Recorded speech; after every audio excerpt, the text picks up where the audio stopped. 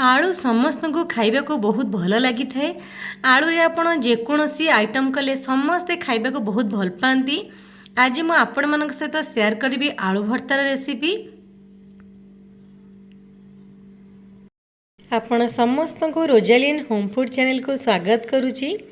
आलू भर्ता करबा पई एठी प्रथमे मु आलू को भल भाव सिझेई ताकू गोटे लूण चिली पाउडर हल्दी पाउडर गोटे गोटे पीस दे चकटिकी रखी। गोटे पियाज काटिकी रखी, किछि धनिया पत्र फाळे टमाटर जीरा सोरिष लंका सुखिला लंका नहीं दुईटा। आपण एथिरे कंचा लंका छोट छोट करिकी काटिक नेबे, बहुत बढ़िया लागिबो। जेहेतु मु राग खाएनी सेति मु लंका नहींनी।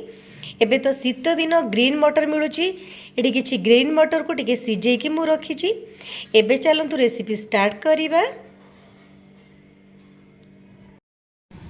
गोटे कड़ई रे मु 3 चम्मच सोरिष तेल नहीं। आलू भर्ता सोरिष तेल ही बेसी बहुत बढ़िया लगी थाए। एबे सुखिला लंका जीरा सोरिष को पकईदेवी। जीरा सोरिष भल भाव में फुटीगला। एबे पियाज पकईबी।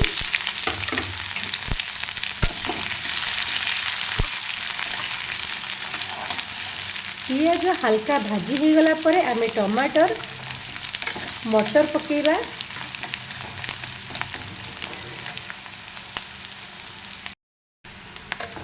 पियाज हल्का भाजी हो गला। टमाटर मटर को पकेकी भाजी नेबा।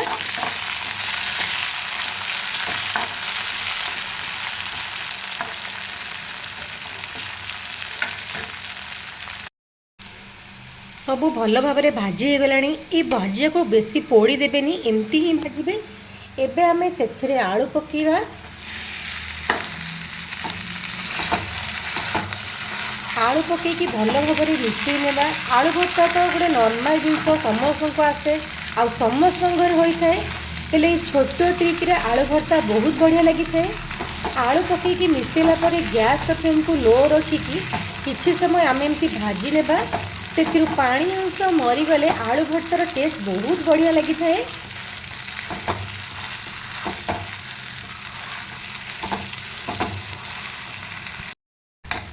एपट सेपट करके गैस फ्लेम को लो रखिकी मो आलू जी पानी अंश थिला पूरा कम कर देछि। एबे लास्ट को पकेबा में धनिया पत्र पकेकी टिके मिक्सई देबा। अब गैस को बंद कर देबा।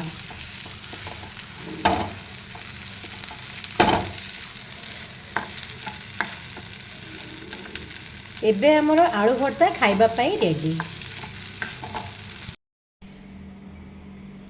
जदि आज रेसिपी आपण मानक भल लगे मो वीडियो को लाइक शेयर चैनल को सब्सक्राइब करिवे।